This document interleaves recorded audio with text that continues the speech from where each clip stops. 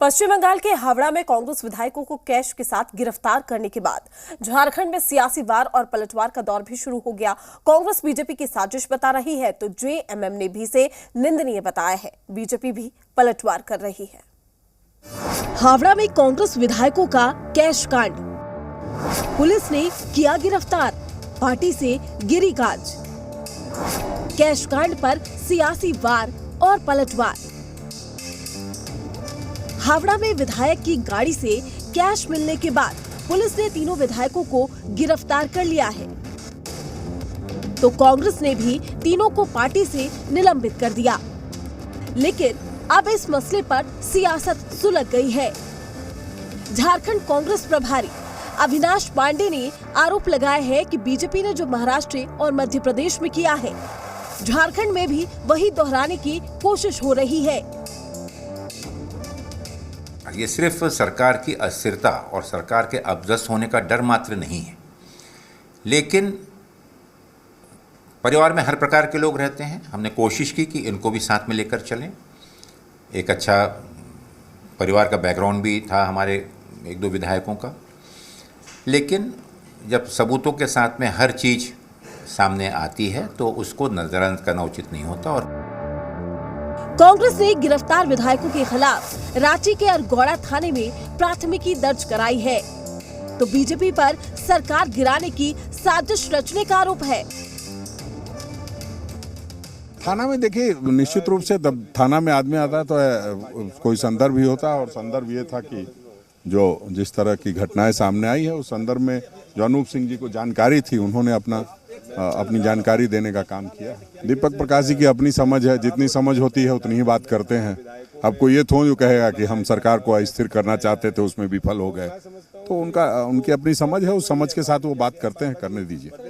ये जो कुछ भी कलकत्ता में घटना घटी है, हमने किसी पे आरोप गठन करने का काम नहीं किया। हमने एफआईआर में यही सब कहा है कि जो चीजें चल रही है, तोड़ मोड़ की राजनीति चल रही है और किस तरीके से कांग्रेस के विधायकों को भटकाया जा रहा है, वो चीज को हम लोग ने एफआईआर में दर्शाया है। झारखंड कांग्रेस विधायक दल के नेता आलमगीर आलम ने कहा है कि इन तीनों के अलावा भी जिसकी इस कांड में संलिप्तता मिलेगी, उसके खिलाफ भी सख्त कार्रवाई की जाएगी। तो सच्चाई आपके सामने है, ताकि इस देश के लोकतंत्र का सिर्फ कोई राजनीतिक दल ही नहीं बचा सकता है, और आपकी लेखनी में और आपका जो इलेक्ट्रॉनिक मीडिया है, ये सारी भी तो जो निष्पक्ष की भावना से प्रचारित करे, ताकि सही क्या है, गलत क्या है, क्यों ऐसा हो रहा है, इस बात को आप लोग प्रदर्शित करेंगे। कांग्रेस ने इसे गैर बीजेपी शासित राज्य को अस्थिर करने की कोशिश बताया है, तो वहीं जेएमएम ने इसे बीजेपी द्वारा लोकतंत्र की हत्या की कोशिश करार दिया। मंत्री मिथिलेश ठाकुर ने दावा किया है कि इस पूरे ऑपरेशन को फेल कर दिया गया।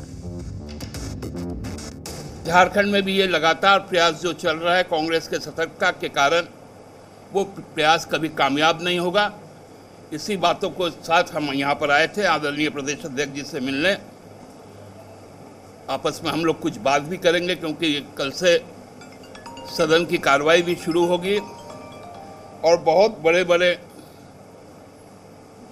जो लोकाकांक्षी फैसले हैं वो फैसले भी लिए जाएंगे। देखिए, इसमें अब कहाँ से कोई शक शुबा रह गया है? इसमें तो कहीं से कोई अब इस तरह की बात रह नहीं गई है कि ये घृणित प्रयास किया जा रहा था कि जनता के द्वारा चुनी हुई एक बहुमत की सरकार को अस्थिर करने की कोशिश। और सबसे बड़ी बात कि विपक्ष के लोग हमेशा उनके मुंह से ये बातें आती थी कि अब सरकार कुछ दिनों की मेहमान है, तो उनसे जवाब लेना चाहिए।